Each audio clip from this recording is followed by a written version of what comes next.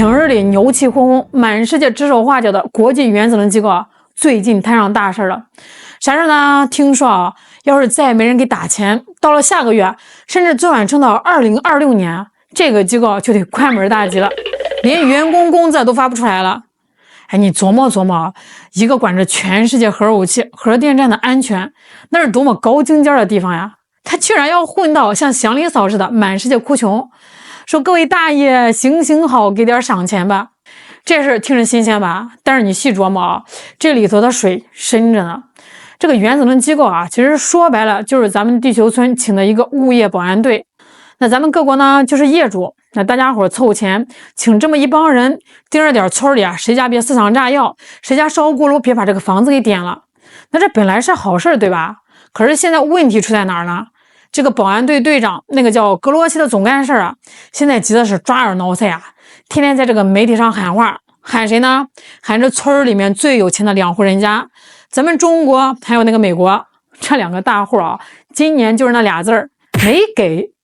那美国那边呢是欠了差不多8000万欧元，咱们这边呢也有6000万欧元没交，这加一块儿那就是1亿多欧元的大窟窿啊。这个保安队平时花钱大手大脚惯了呀，这一断供立马就慌了神了。你可能要问了啊，哎，咱们中国一向不是最讲究嘛，欠债还钱天经地义啊，咱也不是差钱的人，那为啥这回跟着美国人学，当起老赖来了？哎，你要是这么想，那就大错特错了。咱们这回拒缴会费啊，跟美国那是完全两码事儿。这叫君子爱财，取之有道；君子拒富，那是事出有因。咱们先说美国啊，这个老美欠钱啊，那都是国际上出了名的老赖专业户。哎，你去这个联合国打听打听啊，美国欠联合国的会费那是多少年了呀？那是狮子多了不养，债多了不愁。美国人的心态是什么呢？那就是典型的村霸心态。我是这村里的老大啊，我全都是最硬的。这保安队虽然是大家凑钱请的，但是必须得听我的。我高兴了，赏你俩字儿；我不高兴了，或者说我想拿捏你一下，我就不给钱。你能怎么着呢？你敢把我轰出去啊？我是大股东，没了我，你这摊子就得散。你看看，这就是美国的逻辑啊！他欠着8000万欧元，纯粹就是为了控制原子能机构，他就是要让这个机构随时处于饥饿状态，谁给饭吃就听谁的。这叫什么呢？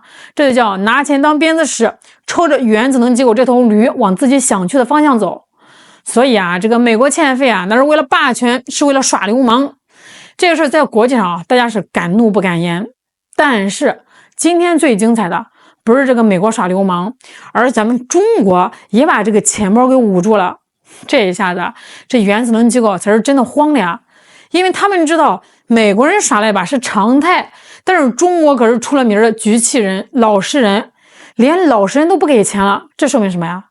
说明你这个事办得太缺德了呀，把老实人都给逼急了呀。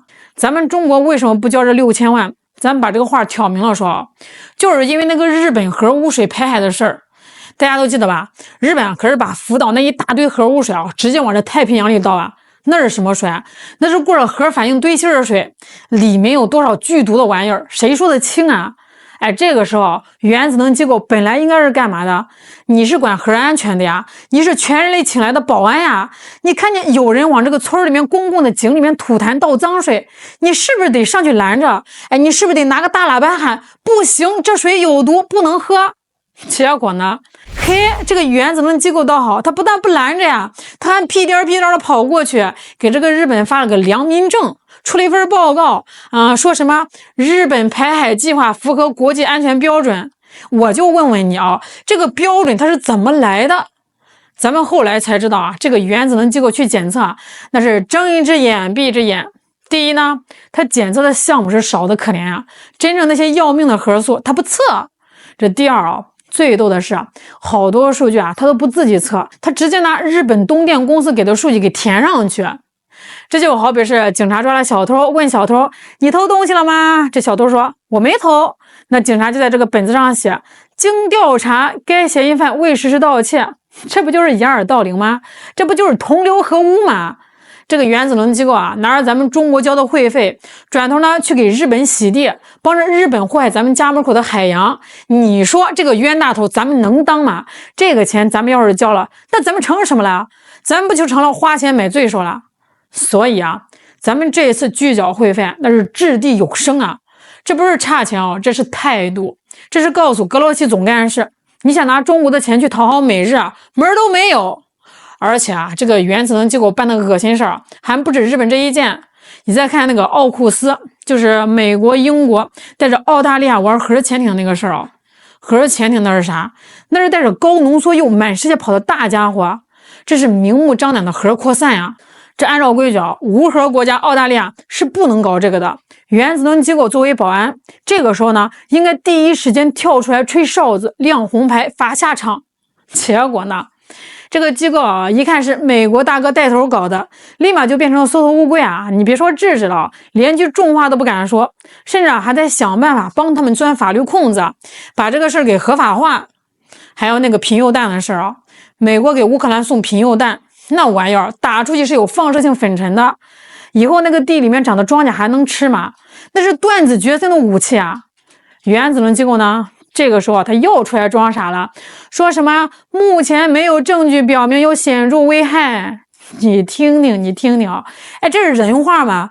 那只要是美国和他的小兄弟干的事儿，哪怕是放火烧山哦，原子能机构都说是篝火晚会啊。哎，要是咱们或者是别的国家干点啥，你哪怕是点个蜡烛，他都拿个放大镜看半天，说你有火灾隐患，这就叫双标啊，这就叫拉偏架呀。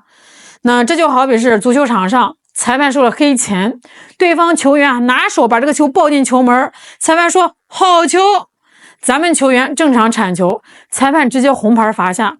你说面对这么个黑哨裁判，咱们要是还老老实实交这个裁判费，那咱们是不是傻呀？咱们不是成250了吗？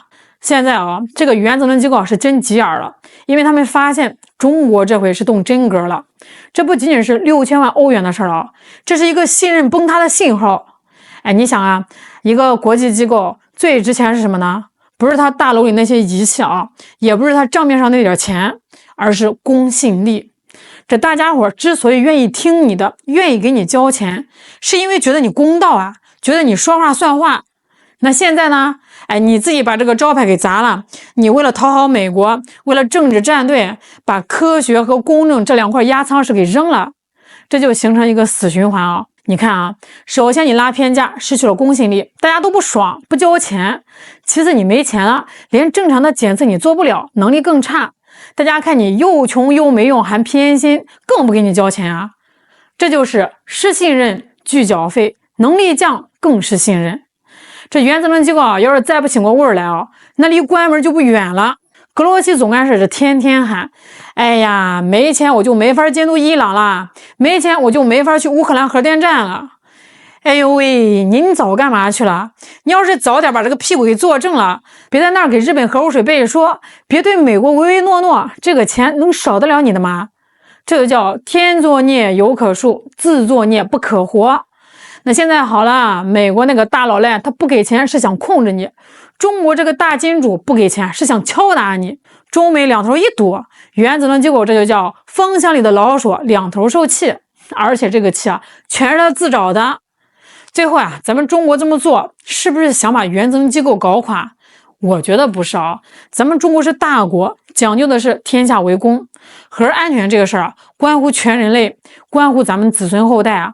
那这要是没人管了，那世界还不乱了套啊？咱们现在的做法啊，这叫倒逼改革。